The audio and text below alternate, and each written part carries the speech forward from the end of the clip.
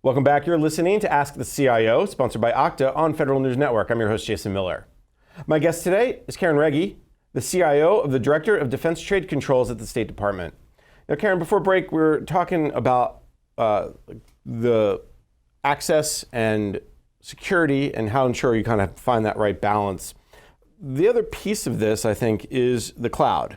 And as more and more agencies are moving to the cloud, as more and more agencies are putting applications in the cloud and then need the identity management overlay or some sort of connection, there's always a concern about the complexity.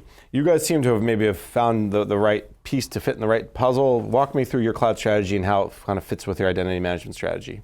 Sure, yeah. So I would consider the identity management sort of the center of the wheel, and then we actually have a lot of different cloud platforms that we use. We're using ServiceNow for a lot of our ITSM, IT service management, and all kinds of internal requests. We also use it for self-service for our industry customers, and so we have this, and we also have a lot of scoped apps, which are custom-built applications in ServiceNow for some of the smaller requests that come in from industry that get worked by internal people. So we have the ServiceNow piece. We also use Box, and that is a lot of these applications contain numerous applications. Numerous attachments. So by far, that is the largest piece of our data set, is combination of technical data, all sorts of different types of documents, sometimes schematics, all sorts of documents. And so we house those in Box. And so that's just another cloud platform. And then we also use Tableau. And that's, of course, to do dashboards and reporting and that sort of thing on all of our data. And then we have these custom apps that are in Microsoft Azure Government Cloud.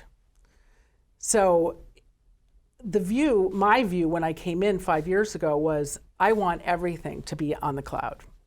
And part of that was that, coming from a very small part of, I'm the Director of Defense Trade Controls, which is part of the Political Military Bureau, that's part of the Department of State.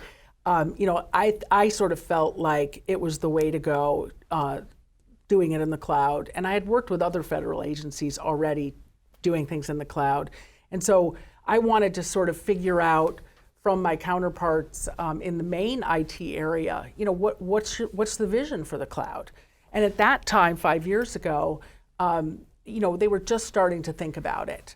And I had already sort of thought about it. And I was kind of looking for what's out there that I can use, that I can deploy quickly so that I can get off of all of this legacy equipment, all of this legacy applications, and start doing a better job of the mission. So you mentioned earlier, did you come from the FCC to the state? No, I was in between. I was 10 years in between in the private sector. The only reason I bring that up is because I know the FCC they jumped to the cloud very quickly, and I didn't know if you were part of that. I was part of that. Okay. Yes. So because that's probably when you come to an agency like this, and you're like, wait a minute, we're not in the cloud? Yeah, I was surprised. Yeah. I mean, honestly, I thought I really didn't.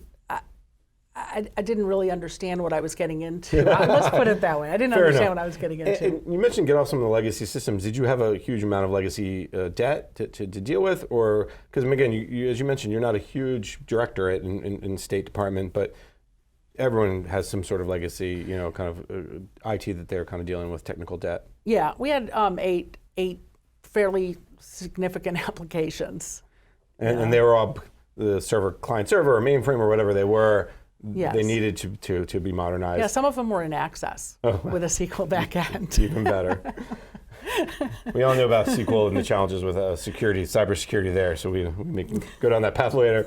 One of the things that comes to mind is we kind of finish up our discussion on identity management and we go into something more broader, is being able to spread whether it's the Okta solution or whichever one you ended up choosing across all those cloud providers makes, again, the customer, meaning your employees or industry, easier because it's again the single sign-on piece. It's one path to get to those applications. Was that what was so attractive to kind of, as you move to the cloud, you could then overlay the Okta solution or again the identity management solution?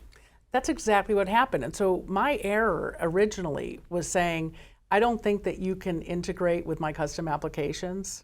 And so I was forcing 2 sets of logins, right? People hate that, by the way. People hate that. I don't Yeah, know. no, I know. I'm no expert.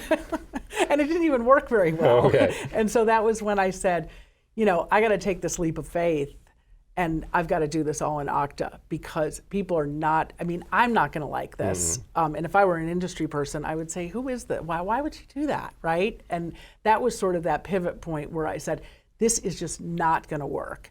And it seems so obvious now that I'm not even really sure, how I made that mistake. Why were you? Yeah. Why was I even there? Because I have a lot of experience in cloud, and I have a lot of experience in building software.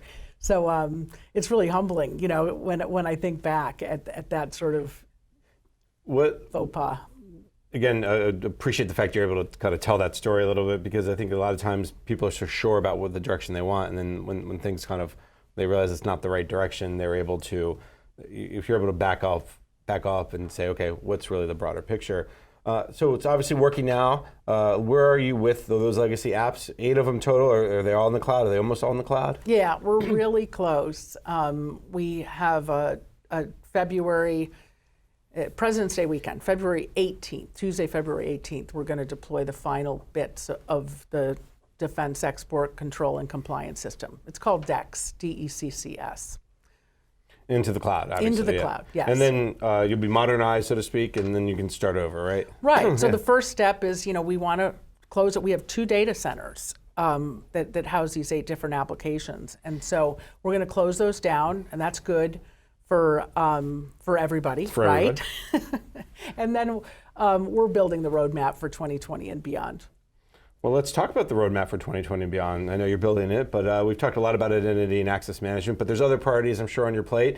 We talked a little bit about cloud. What else are you working on? What are some of the big focus areas for 2020 and beyond? And beyond, yeah. And well, one of the things, and this is not atypical of federal government data, we do have some governance around cleanup of the data. And I think that, one of the things that we weren't able to do in the legacy systems because the data wasn't transparent for everyone was now we've migrated all the data. Now we have to make sure that what we have, our processes, our data collections, all of that, we have to make sure that we're getting good data. Because once it's transparent, people look at it and they like to assume that it's right. But as soon as they realize something's wrong, then they don't have the trust in the system. And so a lot of work needs to go in 2020 to shoring up and making sure that we have good data to report on. And we're going to use dashboard, we're going to use Tableau to start having people really look at the data so that if there are problems with the data, we can correct them. And the data we're talking about here is the data from your industry partners, the people, your customers, or the data from, once you kind of get what they put in, you do a mashup. Walk me through kind of the high level. Yeah. So imagine if a diplomat goes and visits a country, they might be interested in knowing how much was exported to that country, right? As just a talking point. And we want to make sure that that data is correct. And so one of our information collections might have multiple countries as beneficiaries of this license. And we don't know specifically the dollar amount that goes to each country. And so we just say $1 million, these 5 countries. These 5 countries. So what do you do with that? Yeah. Right? And what we want to do is be able to equip them with those kinds of talking points because they're important in diplomacy. And yet we have this problem in certain instances where it's 5 countries and there's a dollar amount and there's no easy way to, you don't divide by 5 because that's just not right. Right. Then you end up with on average. And right, what does that really mean? All of that. And so that means we have to get the data collected in a better way. And so another thing that we have been working on is a new information collection that would solve some of those problems so that we could more accurately report on how much is being exported, how much is being authorized for export in all these different countries. Now, I know probably the broad State Department has a chief data officer. Is that somebody, is there a person in your office who has that type of role yet? Or is that something, again, maybe for 2020? Yeah, we're looking at 2020 to identify who will be sort of the the liaison for that group. But we're working closely with the Chief Data Officer. It's acting right now in our management office of the Department of State. And data, I mean, every conversation I have with CIOs or Chief Information Security Officers or whomever always kind of comes back around to the data. You guys have the internal data too. Is that also something you're starting to focus on to help drive decisions, whether it's from a financial management perspective or procurement perspective?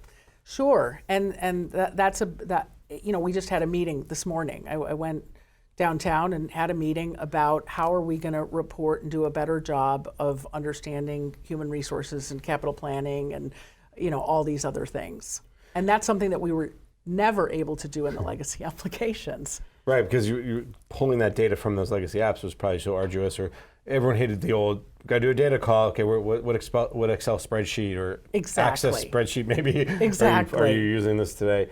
And then the Tableau obviously will also be able to create dashboards, so that diplomat can go in hopefully and pull up a dashboard for these set of countries or this country and see who the top exporters are. That's probably the long-term goal. That's right. Yeah, and that's not too far off, provided the data is correct, right? Because it's very easy to connect up with all different data sources with Tableau. And so, we're really excited about it. I'm a little nervous because I'm worried about the data, though. And so that's why it's a longer term. Is there also a push around what a new term that I'm just hearing more about is the dark data, right? Untapped data. Is that also a part of your discussions yet, or do you want to is that the second step?